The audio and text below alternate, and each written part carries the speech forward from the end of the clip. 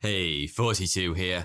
For a few short decades in the 17th century, a tiny city perched at the end of a 29-kilometer sandbar in the Caribbean earned itself the unofficial title of the wickedest place on Earth. The reason for this formidable reputation was simple. Port Royal, as the city was known, was packed almost to bursting with the 3 P's of pure perversion: pirates, privateers, and prostitutes, and plunder. The 4 P's of pure perversion: pirates, privateers, prostitutes, and plunder, and parrots? The 5. You get the idea. Port Royal was a place where money could buy you anything or anyone, where keeping yourself well hydrated meant downing rum until you went blind, and where petty squabbles were settled not with words, but with swords. And yet, as fast as both the city and its reputation grew, within just 37 years, almost everyone in Port Royal would be dead.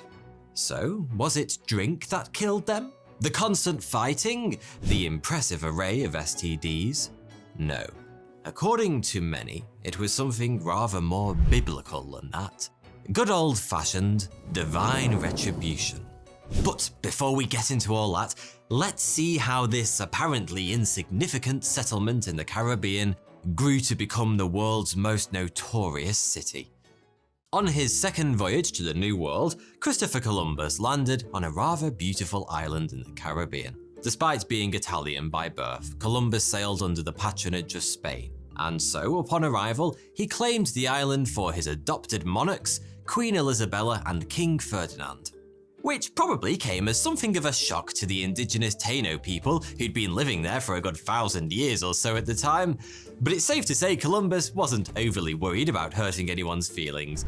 And after a hastily mumbled, hippity-hoppity, the island's my property, as far as he was concerned, the matter was settled. The locals called the island Jamaica, which the Spanish gradually morphed into the name we know today, Jamaica.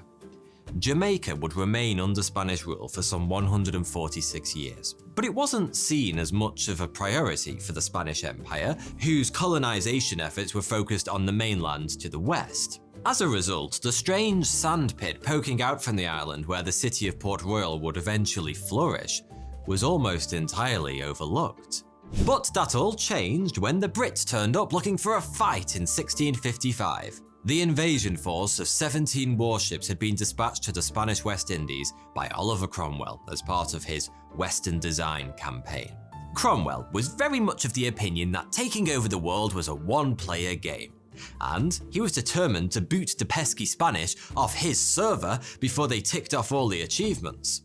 The island of Hispaniola was the main target for the attack, but when Cromwell's fleet turned up, they found it to be rather better defended than expected. The invasion had been planned with the element of surprise in mind, but the Spanish had gotten wind of the impending attack, and since in those days it took up to 2 months to cross the Atlantic, they'd had plenty of time to shore up the defences on Hispaniola. When the British fleet eventually arrived, it was repelled with almost laughable ease. The leaders of the invasion force were left with 2 options. Either return home to face Oliver Cromwell, who wasn't exactly famous for his merciful nature, empty-handed, or try and distract from their failure by offering him something else instead. They opted for the latter, and that something else turned out to be the far less well-defended island of Jamaica, which the British force soon captured and stuck a flag in it. Buy my book. As it happened, Cromwell wasn't fooled by this weird kind of island-based bait and switch, and he threw the leaders of the invasion force into the Tower of London as soon as they arrived home. But back in Jamaica, those who had stayed behind were quickly beginning to realize the strategic value of their shiny new colony, with its strange sandbar that created a large natural harbour perfect for sheltering ships. Port Royal was built right at the end of the sand spit, which was surrounded by deep water, meaning large ships could dock there easily to offload their cargo. It was the perfect spot to establish what would soon become the Caribbean's premier trade hub. But there was one problem. The British were still very much outnumbered in the Caribbean, and with the invasion force long since departed, It was feared a Spanish counterattack could come at any moment, despite the fact the invasion force had clearly called no takesies-backsies when capturing the island. With this in mind, no fewer than 5 forts were built around the new city of Port Royal, but even 100 forts aren't much use when you don't have the men to fill them, and seeing as attempting to conquer the world was very much a full-time occupation for the British at this point, there simply weren't enough able-bodied men left over to defend either Jamaica or Port Royal. And so the island's new governor, a man named Edward D'Oyly, had to get creative. He figured that seeing as he didn't have an army of his own to protect Port Royal, he might as well hire a few people from the local area to defend it for him. And this being the Caribbean in the 17th century, the locals he found turned out to be a bunch of fearsome pirates. Now, on the face of it, inviting a horde of pirates into your city in the name of national security might sound like a monumentally bad idea. A bit like hiring a kleptomaniac to house sit in the hope of scaring off burglars, but it was actually kind of ingenious. Not only was Port Royal suddenly extremely well defended by scary types with eye patches and a fondness for rum, but by getting the pirates on side, the governor had effectively eliminated them as a threat. You could say he'd killed 2 pirates with 1 stone. You could, but you probably shouldn't. Still, hiring bloodthirsty pirates was always going to be a bit of a tricky PR exercise, so perhaps to make the idea seem a bit less mental to the higher-ups back in England, D'Oyly gave his pirates a new, more family-friendly job title, privateer. In reality, the difference between a pirate and privateer was paper thin. In fact, it was a literal piece of paper, a commission known as a letter of marque that gave privateers the right to claim enemy ships in the name of the British Empire. It was still essentially piracy, it just wasn't illegal anymore, like quantitative easing. The more you consider his plan, the more you come to realize Governor D'Oyly was a 4D chess kind of guy. Take the cost of his new army, for example. Hiring mercenaries in those days was usually an expensive business, but these privateers didn't cost Port Royal a penny. Quite the opposite, in fact. Whenever the privateers returned from a raid laden with booty, a fifth of the loot would be sent back to England, a tenth would go to the Admiralty, and a 12th would go straight into Port Royal's coffers. Governor D'Oyly hadn't recruited any old bunch of sea dogs either. These were none other than the Brethren of the Coast, a band of pirates and privateers led by Welshman Captain Henry Morgan. This motley crew may well be the most famous coalition of pirates ever to have sailed the 7 seas, and their impact on popular culture can still be seen today, some 350 years later. Most of you will be familiar with their leader, Captain Morgan, mostly because his name has since been borrowed by the world's 3rd most popular brand of rum, and the Brethren Court from the Pirates of the Caribbean franchise was based on Morgan and his men. Even those pirates' codes Jack Sparrow wouldn't stop banging on about in the films were real rules, well, guidelines, laid down by the Brethren. Considering their reputation, it probably shouldn't come as much of a surprise that Captain Morgan and those who sailed with him took to the task of defending Port Royal like they were born to it. Although having said that, pirates aren't much into manning forts and defending shorelines, so instead of sitting around twiddling their cutlasses waiting for action inside Port Royal, the Brethren of the Coast set about launching a series of devastating raids on nearby Spanish trade routes as well as settlements on the Spanish-owned mainland. And thanks to the sheer weight of gold and jewels the Spanish were helping themselves to in Central and South America at the time, these raids were mind-bogglingly lucrative. In a single attack on Panama, Captain Morgan and his men are said to have taken home the equivalent of $4 million in today's money, and with the Brethren's Code stipulating fair distribution of loot amongst the crew, a single mission of that size will pay a lowly privateer 2 or 3 times the annual salary of most jobs of the day. Privateering paid so well, it was difficult to convince young men to do anything else, and labor shortages in Jamaica were soon all too common. But that didn't really matter, because with so many pirates out on the prowl, ships laden with booty began arriving into Port Royal on almost a daily basis. And within a matter of years, the city was home to many of the richest and most successful privateers, ever to have lived. These were still bloodthirsty, brutal men, They just happened to have enough pieces of 8 in their pockets to live like kings. And so live like kings is exactly what they did. Drunk, sex-crazed kings. By the way, I should probably clear something up quickly. Contrary to popular belief, pieces of 8 aren't some kind of special pirate currency. It's just another name for the Spanish dollar, a silver coin that's widely considered to have been the first global currency. First minted in the 1570s, pieces of 8 were used in parts of Asia, Europe, Africa, and the Americas, right up until the 19th century. Believe it or not, you could spend pieces of 8 in the US right up into 1857. The name comes from the fact the Spanish dollar was worth 8 reals, and it was common practice to physically cut the coin into eighths to make change. So, whilst pirates would certainly have used pieces of 8, so did everyone else at the time, and there was nothing inherently piratey about the currency. So if you're wondering why we associate them with pirates today, we have Robert Louis Stevenson to thank for that. In the novel Treasure Island, Long John Silver's parrot had been trained to squawk "pieces of 8" at regular intervals, and that one little detail has seen the world connect pirates and pieces of 8 ever since. As a little piece of bonus trivia, 2/8 of a Spanish dollar, also known as 2 bits, made up a quarter of a piece of 8, which is why some Americans still call quarters 2 bits today, though it's safe to assume most of them have no idea they're referring to pieces of 8 when they do so. Anyway, before I accidentally turn this into a video about the history of global currencies, what a thriller that would be, let me get back to my point.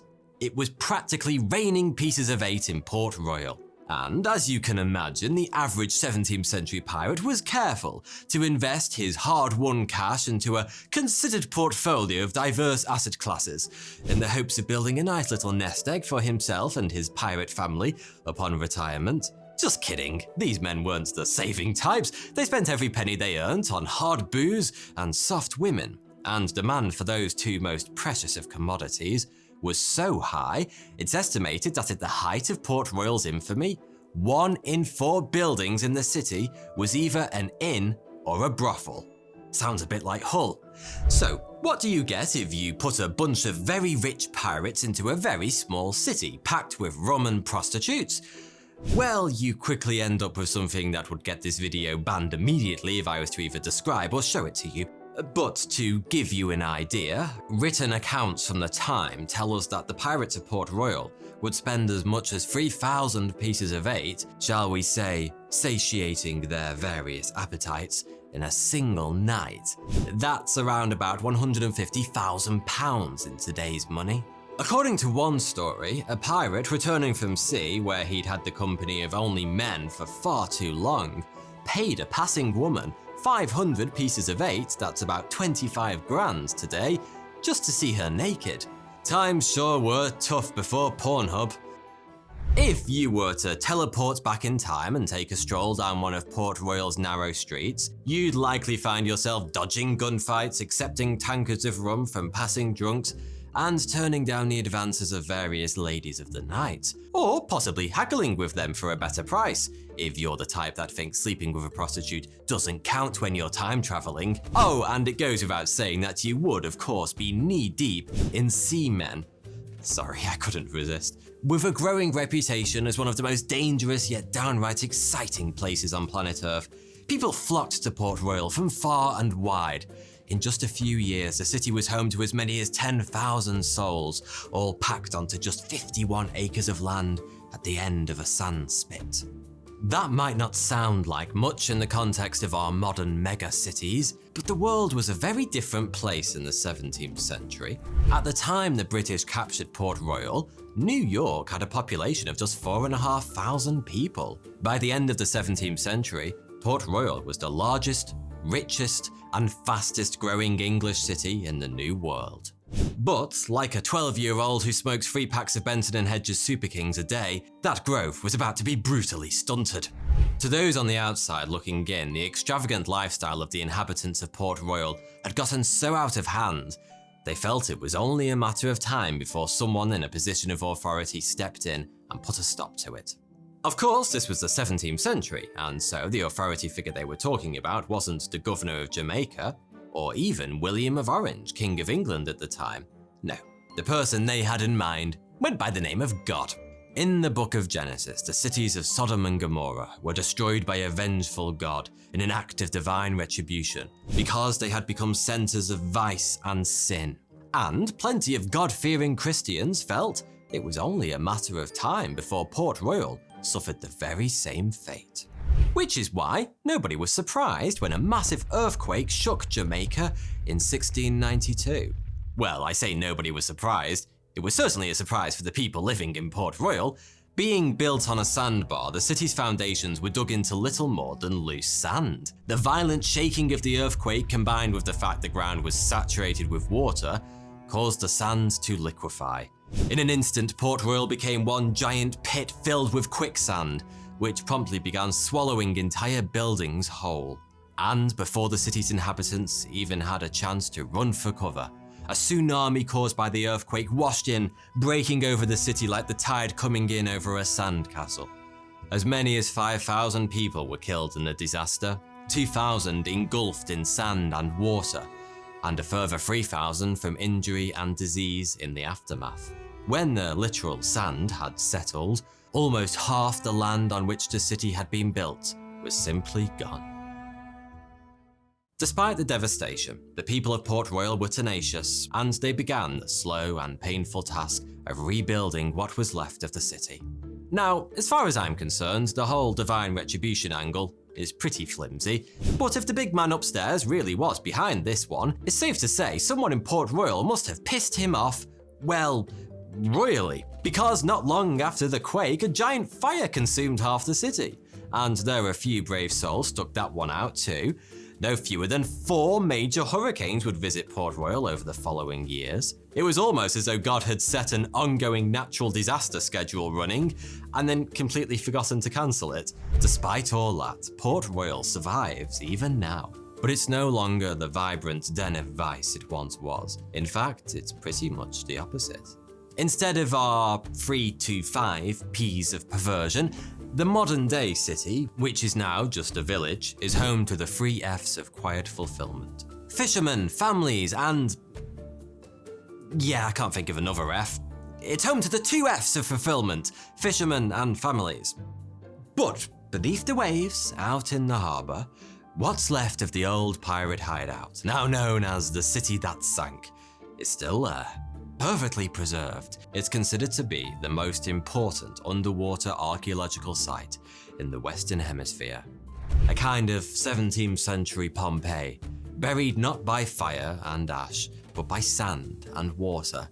And it's of such cultural importance that UNESCO have it on their tentative list to possibly become a World Heritage Site if they're feeling in the right mood at some point in the future. Quite how the good people at UNESCO are going to frame all the sex, murder, and alcohol on their educational material remains to be seen, but I for one hope we all get the chance to find out. Thank you for watching. You can now buy my new book, Stick a Flag on It, on Amazon, or get the audiobook on Audible. You'll find a link to both in the description below. Thank you.